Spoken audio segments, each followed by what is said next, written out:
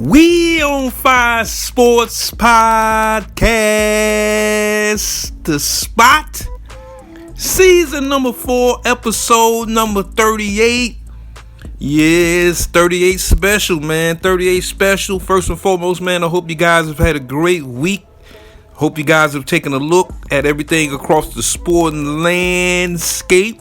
And if it's your first time listening, we on Fire Sports Podcast, The Spot. We provide high fire takes and analysis across the sporting landscape. And yeah, man, we are deep into March.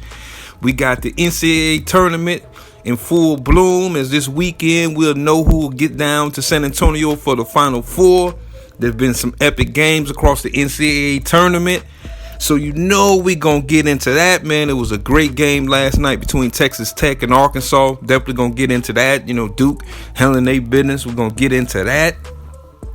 Also, too, we got beef out here in these streets. We got straight beef out here in these streets. Beef between Stephen A. Smith and LeBron James. As LeBron James popped into the Pat McAfee show, had a few choice words for Stephen A. Smith and how the NBA is covered in the days of what we call the new media. And Stephen A. Smith had his epic response back to LeBron James. So you know we're going to get into that. Also, too, threw a little shade at Brian Windhorst, the reporter for ESPN. Also had a couple words for Sir Charles Barkley as well. So you know we're going to get into that. Beef is cracking out here. Also, across the NFL landscape, we had Russell Wilson. Russell Wilson has finally found a new home with the New York Giants. He signed with the New York Giants. Saw him, front court at the Knicks game, getting it in, hanging out, checking out the Knicks. Also interacting with the fans and so forth. So we're going to get into that as well. Also, in the NBA, we had some sad news across the NBA on the injury front. As Damian Lillard is currently out, got some blood clot in his calf, and he's going to be shut down indefinitely from the Milwaukee Bucks. As the Milwaukee Bucks, they're trying to get right, trying to pump themselves up in the Eastern Conference landscape. So that's a big blow for them. So we definitely going to get into that. Also, too, we got Stephon Diggs signing with the New England Pats. It's a big time move for the Pats. They're trying to get their offense, which last year the offense was non-existent last year. Drake Mays got him a new weapon in Stephon Diggs. We're going to touch on that just a little bit as well. Also, too, word on the street is what I'm hearing from the NBA front is that the NBA looks like that little mini tournament format of the All-Star game is finna go bye-bye. As the NBA caught a lot of bad press with just that All-Star game format and that All-Star game tournament that, a lot of people really wasn't digging, really wasn't feeling. So that's going to be scooped to the side. So we're going to get into that as well. And finally, we're going to get into what I'm hearing across the NBA front as well is that the NBA is proposing, trying to invest in a EuroLeague venture. Yeah, the NBA, man, is trying to conduct business over in Europe with a Europe League. Word is what I'm hearing is going to be about an 8-team slate. So we're going to definitely see what that do. But we got to start things off with the NCAA tournament, man. NCAA tournament is right now we in the Sweet 16, transition into the Elite 8. Right now we had a couple teams that advanced to the Elite 8. And by this weekend, we'll know who will go down to San Antonio and represent the Final Four this year. And boy, was that game last night between the Arkansas Razorbacks and the Texas Tech Red Raiders. It was epic, man. Epic. And Arkansas came into this tournament as a 10th seed. John Calipari jumped off with the Arkansas Razorbacks, leaving from the University of Kentucky. And they started off sluggish this year. They started off 0-5 in SEC play. And ironically, they got their first win of the season traveling up to John Calipari's old home in Lexington to knock off the Kentucky Wildcats. And ever since then, Arkansas has been playing some good basketball. They had a couple injuries this year. Boogie Flagg was out and had a few other injuries on their ball club. And it was an all-new club for John Calipari. And he came into this tournament basically as an underdog with them being a 10th seed. They had a nice little run, but that run came to an end last night in an epic game. Man. Texas Tech was down by 16 points. And for them, man, that last 5 minutes of that game in overtime was must-see TV, man. Straight up and down. I mean, just how, Texas Tech was just able to just ratchet up, man. And they had a combination of shooting the 3 ball and also getting the ball inside, man. And they put the pressure on Kentucky. Kentucky, they kind of struggled with some shot selection towards the end of the game, and they paid for it big time. For me, one take out of that game was, when Texas Tech was able to get, that big time layup, and Arkansas had the ball, and I'm just like, okay, I think Kyle's going to call a timeout here.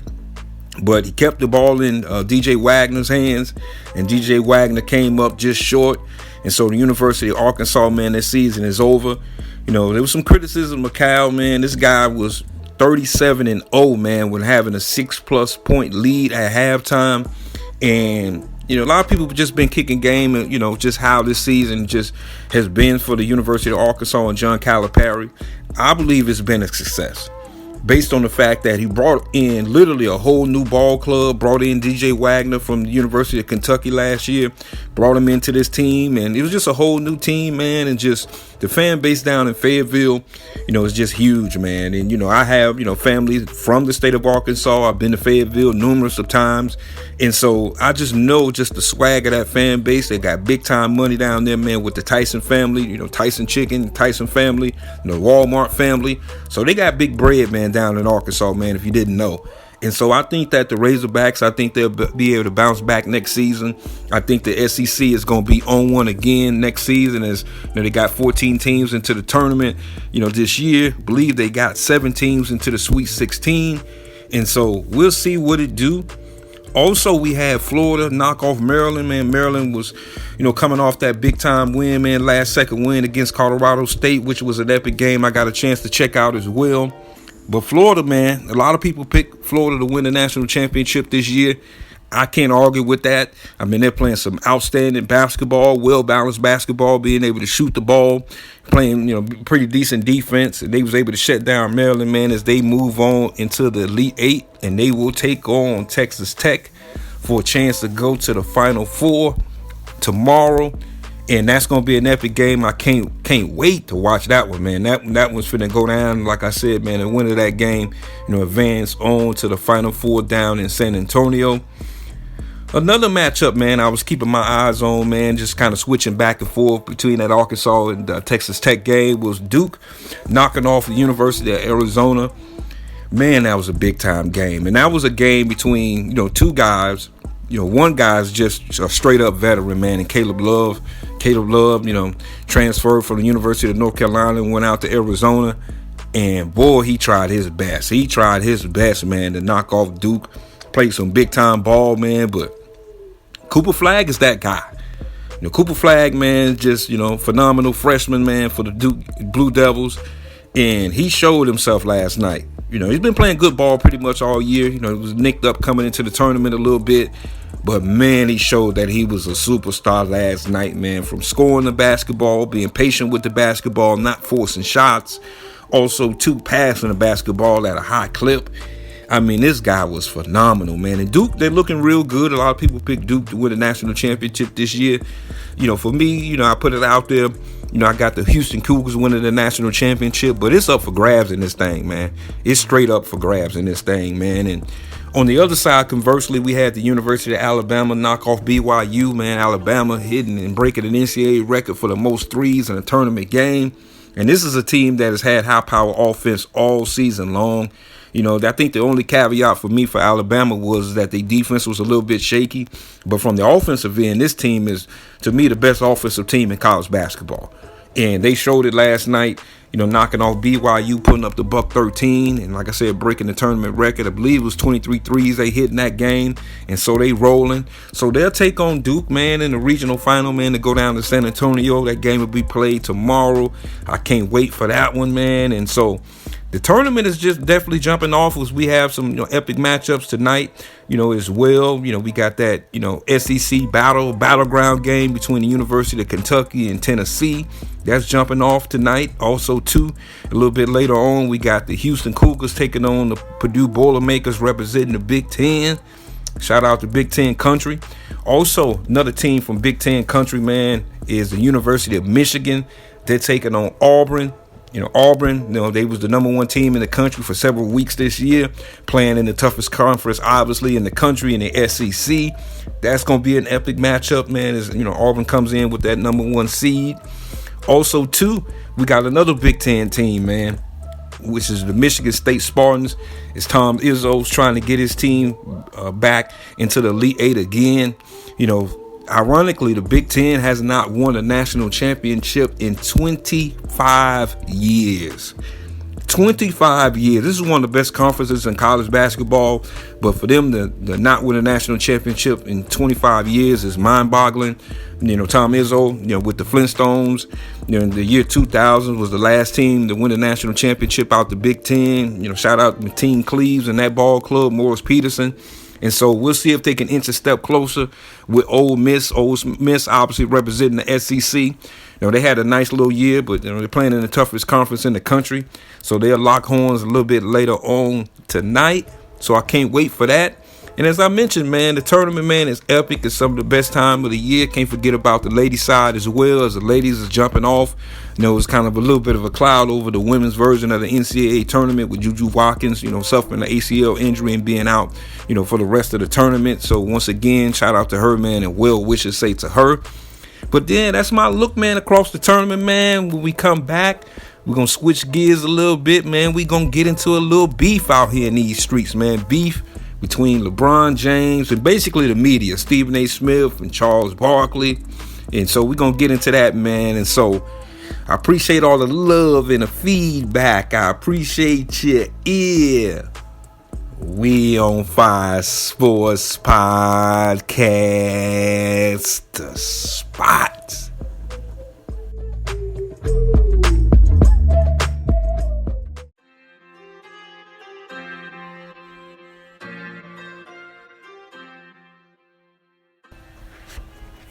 Welcome back.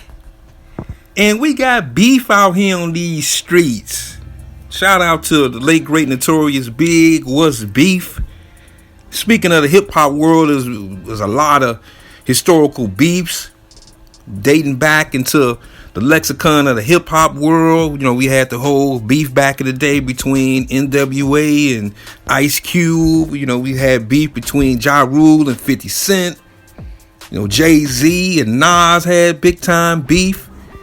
So we've seen, obviously, we got the most notable beef, which caused, a tragedy across the hip hop landscape with Notorious Big and Tupac Shakur back in the mid 90s.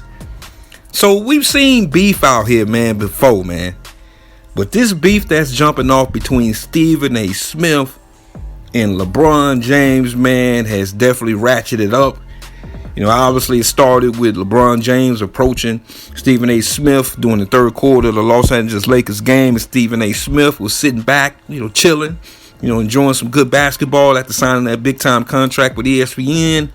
And LeBron James rolled up on him, told him the man stop, skidding on his son, man. And Stephen A. Smith had his response back. And LeBron James took it to another level as he made an appearance on the Pat McAfee show as the Los Angeles Lakers was in town taking on the Indiana Pacers. And he had some choice words for Stephen A. Smith. Pretty much called him a diva. Said he on a nice little Taylor Swift tour out here. And man, I checked out that whole conversation with LeBron James. Not only did he, send a shout out at Stephen A. Smith, also to criticize, Charles Barkley and just how the NBA is covered in today's media. Also to, tried to DDT Brian Windhorst, called him a weirdo as well. And I'm going to start with this first. Is that shout out to Pat McAfee, because I think Pat McAfee, man, is definitely etched this little space into this media space, man, with the big time moves he's doing with the Pat McAfee show. And, every guest that comes on, say to that show, man, they kind of let their hair down, man, and you kind of get, what I call some real sauce from him. And so I appreciate LeBron James, one, coming on there, and just being real, as far as his perspective is concerned. Now, to the whole situation, what he said about Stephen A. Smith, and just my opinion in regards of it. And obviously, if you guys are OG of the show, man, I spoke on this a couple episodes ago when it first jumped off, is that I feel that, one, Stephen A. Smith is a journalist. He's in the media. And it's an old adage, man. You can't win with the media. You can't win with the media, especially in today's times, man, with just the various platforms Stephen A. Smith has, on ESPN, First Take, and obviously his podcast and so forth. He's a giant out here in the media space. Like him or love him, he's a giant right now. And for me, my whole thing is this, is that LeBron James can't control the narrative. And I'm big on, players, having their opinion. We've had more insight from a player standpoint than we probably ever had in professional sports. And I appreciate that. But you can't control the narrative. And what the narrative for me is that journalists deserve every right to cover the game of basketball. And if a guy's out there not hooping, then they get every free right, free press, freedom of speech to speak on that. And, it started off with the whole situation with Bronny James. I was one to say is that I don't believe in charity. I thought the Los Angeles Lakers drafted Bronny James just to appease LeBron James. That's no secret. Nepotism is no secret. And so I felt that, he should have went down to the G League from day one to get his game on, to ratchet up, get his fundamentals and get his game down. And more recently, he's been down there hooping in the G League. Had, a 30-plus piece the other day, man. And I was happy and proud for this kid, because I think everybody who has criticized Bronny James is that they're coming from a perspective, man. They just want to see this kid win. And they just want to see him put the work in. Because the NBA, as much as it's criticized with the ratings and so forth, at the end of the day, these dudes are professionals. And, people who patronize the NBA, they're paying customers of the NBA. When you go to a game, you got to pay to get in that boy. So you're a paying customer, so you want to see athletes play at the highest level that they can possibly play at. And so I feel that, that's not, say, a shot at LeBron James or being a father. That's not a shot at LeBron James and his manhood and none of that. And so at the end of the day, you can't control the narrative. And so, I just thought that, for me, obviously, if we're going to pick a side here, I'm more on the side of Stephen A. Smith. Just from the standpoint of, dude, he tried to keep it fair with your son. Meaning that, when he went through that stretch where he wasn't playing well, he had every right to speak on that. So I think LeBron James, obviously everybody respects, being sensitive about your children. I'm a dad myself, and I honor all of that. And I don't have a problem with none of that. But, if my kid is a professional athlete, or if my kid is a professional in any kind of sector, is that I can't, safeguard any criticism that come their way. And most of the time, it makes them a better player, a better person, a better professional.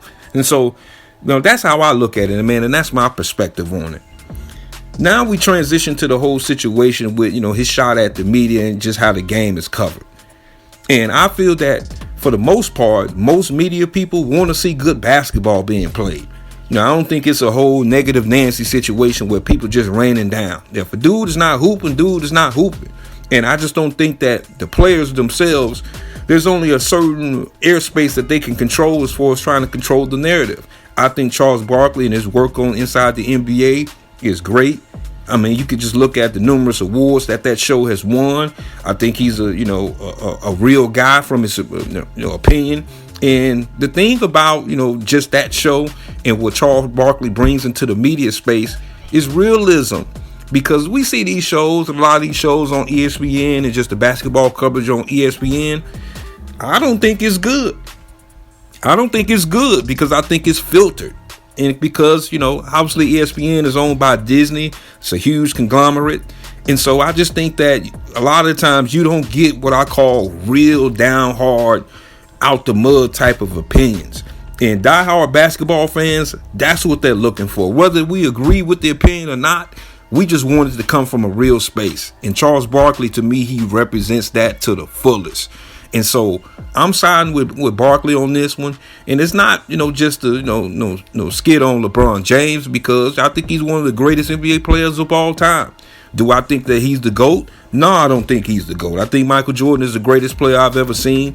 I've had an opportunity to watch both of those gentlemen play in person. And so just with the eye test and just my breakdown of basketball, I thought Jordan at the height of his powers was simply a better player. He was an assassin. And so that doesn't diminish, anything that LeBron James does. But I just think that the simmering beef between him and Stephen A. Smith, it comes from that standpoint. And Stephen A. Smith went with his whole sequelae, his whole breakdown and narrative, just on, First Take the other day. And I think it's, starting to get a little bit personal. And there's nothing wrong with two gentlemen, agreeing to disagree, but I just think that LeBron James, before he approached Stephen A., I think that both these gentlemen should have sat down and had a real G conversation about it. And once that conversation is over with, if they don't rock with each other, then that's it. But to approach a man on the sideline where it's doing an NBA game and this guy has no rebuttal or no defense back, I just think it's slightly a little bit unfair, especially in the position that both these gentlemen in. Man, sit down and have a beer, man, and chop it up. And like I said, if y'all agree to disagree, just move on and keep it moving, keep it 100. So, that's my thought. I thought it was a little bit funny just with him criticizing Brian Windhorst, which a lot of people, who follow the game of basketball feel that Brian Windhorst is always in this guy's corner. So for him to call him a weirdo, I just thought, was interesting. But we'll see what this thing do. We'll see how this thing unfolds, man, moving forward, man. It just was an interesting insight to finally have LeBron James sit down and just be candid with that whole situation with him and Stephen A. Smith. And like I said, we'll see, what this thing do moving forward. First and foremost, man, I appreciate all the love and the feedback. I appreciate you. Yeah. We on Fire Sports Podcast. The Spot.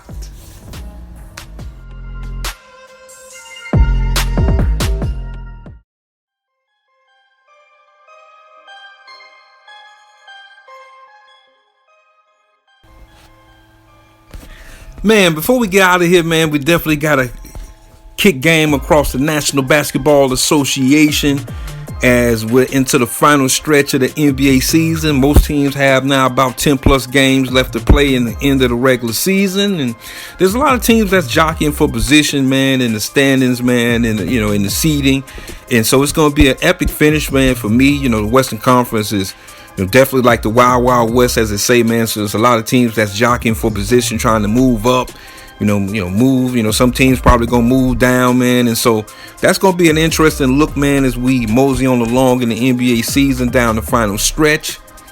Also, too, in the Eastern Conference, man, we, have some teams. Obviously we got Cleveland and the Boston Celtics that sit at the top, of the Eastern Conference. I think that's going to just remain, man. I think Cleveland, to me, they're pretty much going to clinch in probably the next week.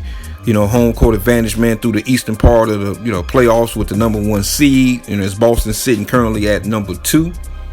But there's a team, man, that has a superstar player, man, and he's having an outstanding year. He's probably, one of my dark horse candidates for the MVP award this season. I'm definitely going to hit you guys with a Big 5, my Big 5 MVP rankings, man, probably coming up next episode as we get towards the conclusion of the NBA season. And a team that, has caught my eye, man, is the Milwaukee Bucks. They had a situation where, they had and tried to make a couple moves, during the trade deadline. And, Doc Rivers the other day making some comments that I thought, was pretty much funny, man. Just with Mark Spears, just the interview with him, just indicating that, he don't think that, his coaching career should be stained by, losing those 3-1 leads in the playoffs. And Doc just needs to just keep it quiet on that mode, man, and just focus, just with his team trying to do this year. And, they, to me, have a potential puncher's chance, but I think that puncher's chance may have went out the window with the latest news, man, with Damian Lillard being out, and definitely with the calf situation, that blood clot in the calf. And so first and foremost, man, well wishes, man, out to him, man, and his family, because that's a tough situation just outside of just being normally injured. Blood clots is usually sometimes can be a potential life-threatening situation. So hopefully, man, Damian Lillard can get on the court sometime for the Milwaukee Bucks. I don't anticipate that being, anytime during the regular season. Potentially he can come back during the NBA playoffs. As the Bucks right now, man, they're sitting at the 6th seed, man, right out of the, the play-in spot. I think that, just looking at the standings overall, I think they'll hold serve in that 6th seed. They have a potential chance to move up to the 5th seed, which the Detroit Pistons is right ahead of them, in that 5th spot. So we'll see, what it do moving forward, man, and just how this team just moves forward, just with the big time injury, man, to Damian Lillard. So, shout out to him, man. And like I said, man, well wishes to Damian Lillard. I hope he makes a swift return, back into the lineup, man, for the Milwaukee Bucks. Also on the NBA front, the NBA, man, has came out, and what I'm hearing, sources, what I'm hearing is that the NBA is going to go ahead and move forward, man, from that All-Star game, mini tournament situation. Steph Curry, linked up with Adam Silver, man, to try to add a little spice, to the NBA All-Star game, and it was an epic fail. It was a straight epic fail, man. I just think that the ratings from the NBA All-Star game has been in the tanks the last couple of years. I'm not satisfied just with the players and just the lack of effort, man, because the NBA All-Star game to me represent a gift back to the fans. And when you have, players now making $50 million, $60 million, and you look at just the average paying customer, a lot of people are going through tough economic times, man. And so they just want to sit back, man, and just watch a competitive basketball game. And Adam Silver, he could come with as many circus tricks as he want, but the baseline or the bottom line of that is that people just want to see, and basketball fans just want to see dudes go out there, man, and play with a high level of effort. And until that changes, there's just going to be a tough sled, man, for the NBA All-Star weekend. And so I think that this move to go ahead and cancel that mini tournament was obvious. Like, a lot of people, just gave it bad reviews across the board. I thought it was rightfully so. Kevin Hart tried his best, but, that whole situation, man, was an epic fail as the NBA is moving on from that whole situation.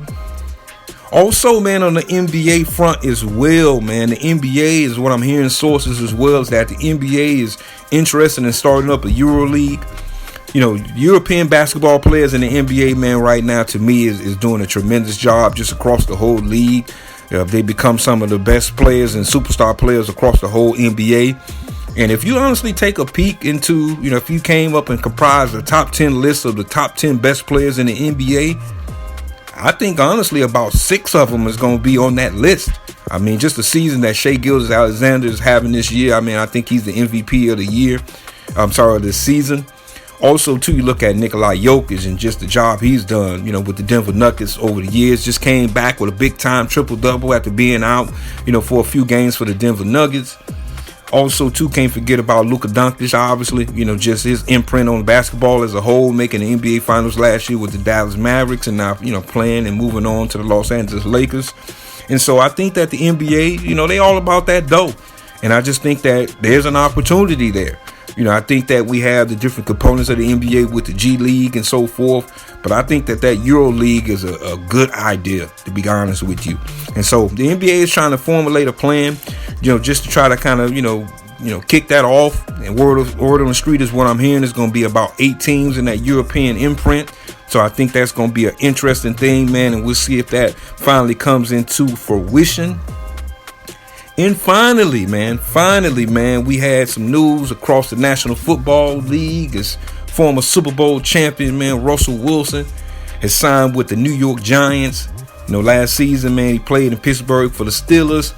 He was out, for a few games, for the Steelers early on in the season. He was able to come back and provide them a spark. But then that spark went out towards the end of the year. The Steelers was able to make the playoffs, but fell up short in the first round of the playoffs this year. There was some interesting talk about Pittsburgh trying to bring him back, Justin Fields back. And both these gentlemen now have new homes, both in the New York metropolitan area. As I mentioned, Russell Wilson signs with the New York Giants. And the Giants, they're in an interesting situation. You got the GM, Joe Shane. You got Brian Daboll, the head coach. I think both these dudes are going to be basically on the outs if the New York Giants have a dud season again. And I'm not sure if you guys was able to take a look as I was, man, doing like the off-season version of Hard Knocks, where you really got a chance to take a look at Joe Shane and the New York Giants and just how they operate. And I knew they was going to slide down a razor blade into an alcohol river, man.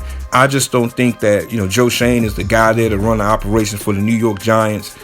Just making that epic, failure with Daniel Jones and signing him. I thought that was a huge mistake when they made that move to try to re-sign Daniel Jones. I knew that he was going to land on his face big time just in that whole situation. And so they're at a, tipping point now. They have the third pick in the NFL draft. There's a lot of people feel like they're going to move on and select potentially Shedeur Sanders.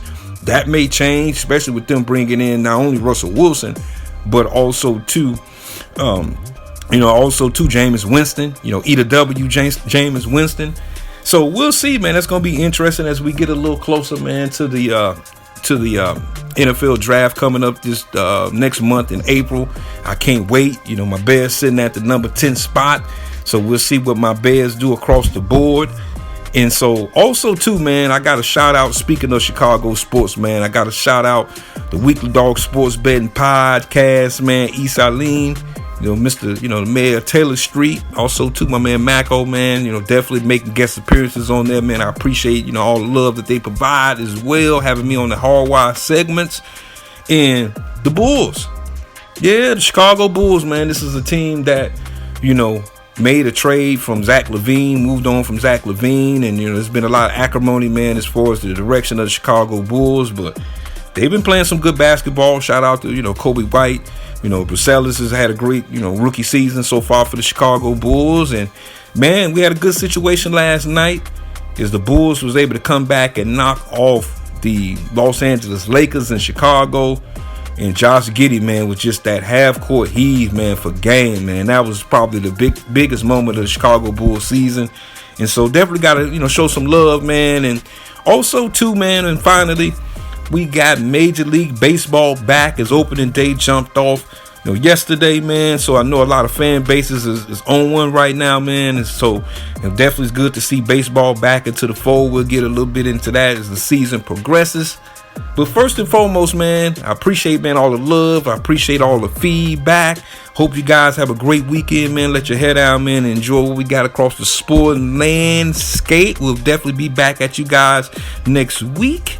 Also, too, don't forget, man, to check your boy out on Facebook at We On Fire Sports. Also, too, on Twitter at We On Fire Sports. Also, too, on YouTube as well. The podcast is out there where podcasts can be located at.